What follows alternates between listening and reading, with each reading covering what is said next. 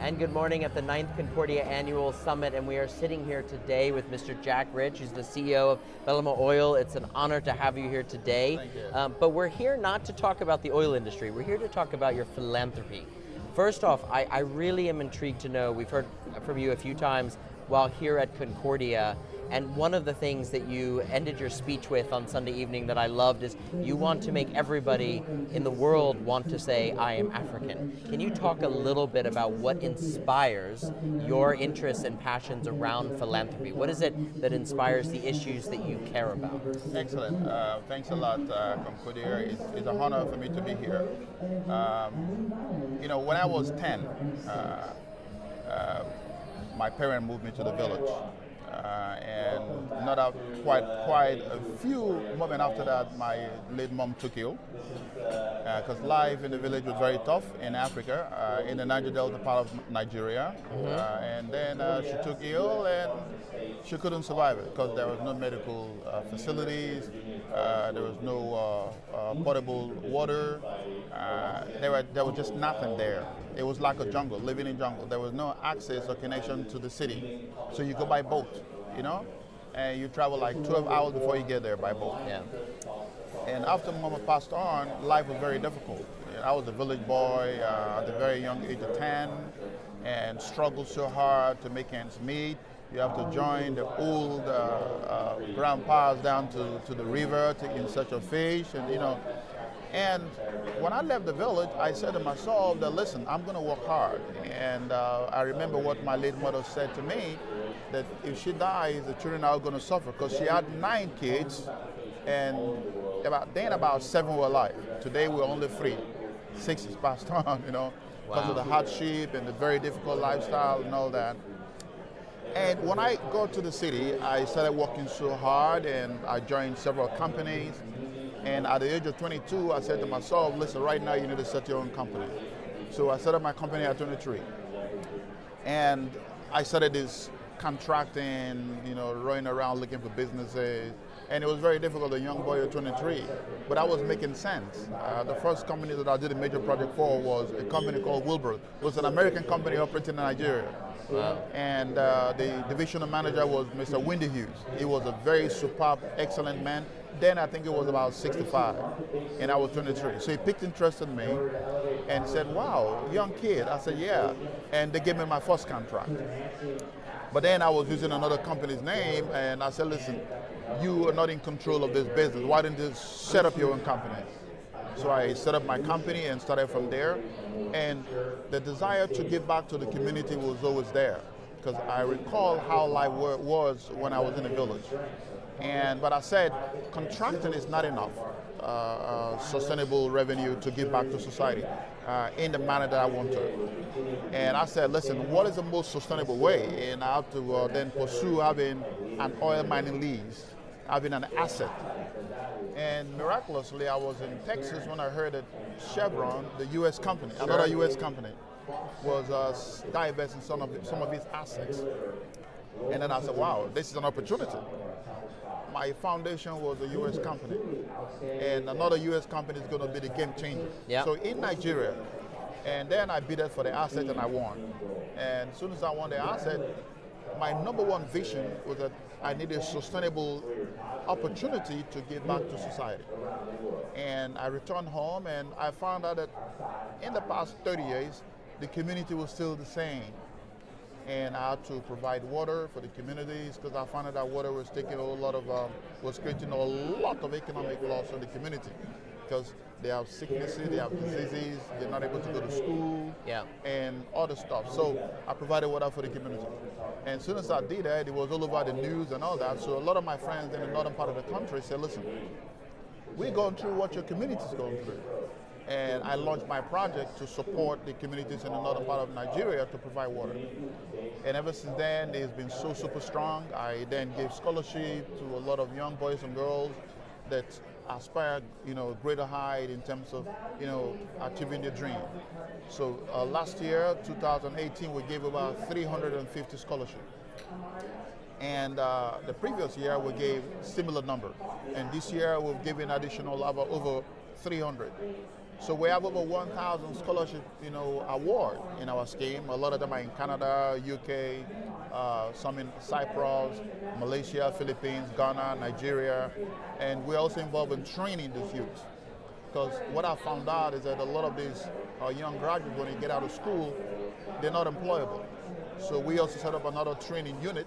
As a matter of fact, I knocked off my finance department head and told them, listen, you will handle what I call special stakeholder strategic economic development.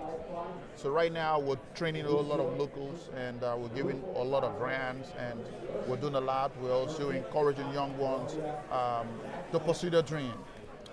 So Jack Rage is motivated by the life that he lived as a young boy growing up. And today, being able to do a lot for the community and Nigerian youth is something that we consider a great privilege.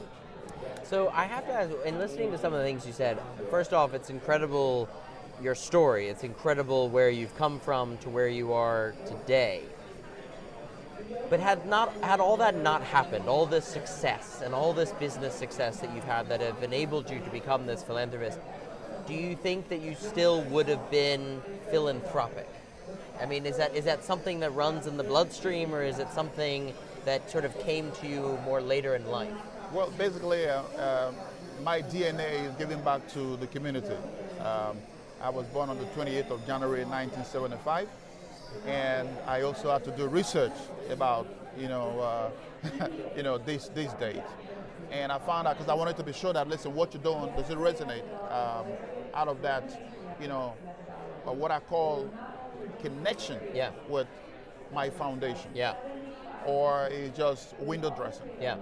I did the research and I found out that what I'm doing is just in my DNA. And with or without my current investment opportunity, I still give back because I believe in sacrificial life.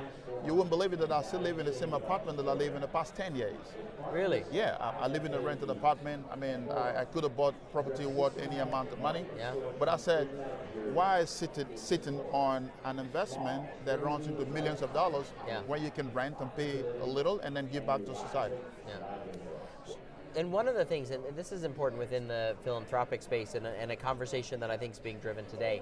Later today, Mark Green, who's the administrator of USAID, is coming and speaking. The theme of his talk is Pathway to Self-Reliance. How do you ensure that your philanthropy is something that empowers and enables people rather than something that puts a Band-Aid on the problem? How do you make sure that it's something that isn't constantly required, right? Because your objective is to empower people and then hopefully they're up on their own 2 feet. How do you ensure that now that you're leading this philanthropic effort? Excellent. So one of the reasons why I set up that strategic unit in my office is to train. Yeah. So we are collating names of women, and I'm pretty much interested in the women because of Africa. We are putting together a bunch of rural women that are doing nothing, and to get them trained. Yeah. So we're picking like 24 from each community in the country. Major communities are from the 774 LGA that we have. So we're picking 24 per LGA. So we're going to put together about over 1,000 women. Wow. And then get them trained. And then as soon as we train, we'll provide a startup. So they can then create what I call community type market within the community, within the rural area. And that will also reduce, the rural community dwellers migrating to the urban, to the cities, where they put a lot of pressure in the city. So for us to sustain what I call strategic economic growth, you got to train those women. Yeah. And we also have a lot of smart youth that we're training, and we'll provide a startup park for them, so they are able to also get on the feet and then help others. Because we have to design a sustainable strategy where you're not just always giving, but you got to give to someone who can give to others, so which means they can grow. So employment is also very important. So we support you, and we say, listen, how many can you employ? Very important. And he said, I can employ 3. It's okay. Can you employ 5? I will make a top up. Yeah. And then we create that opportunity, so you have taken the spark, and then you can employ within the local area. We're also having those. I spoke to a few guys in Italy where they can train the local people on how to sew. our oil field, we use a lot of coveralls, safety materials. So they can make it, they can be trained to make this so we can buy from them and others can buy, from them. So we are looking at a sustainable economic strategy where those who train can then have the opportunity to hire others. Do you see a shift for the business community today where it's less, you have your corporation and then you have your corporate social responsibility or your philanthropic side of things, but instead the essences of a company's philanthropy is more injected into the actual business? Some of the things that you've just alluded to, for instance, they have a social impact, but they're also good for your business. Do you think the two are mutually exclusive, or do you think you can do both at the same time? Well, basically you can do both. I believe in creating shared value.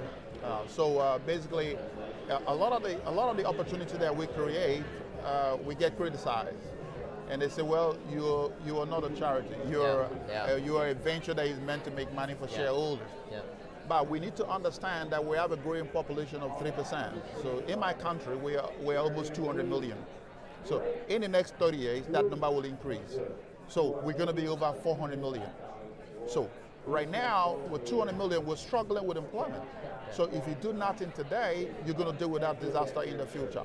So we consider a social investment as a strategic economic enabler, not just for us, but for the country. Got it. So, and that's the reason why we need to make sure that mix is there. So we're not seen as those who are naive of the future, but those who are sensitive of the future.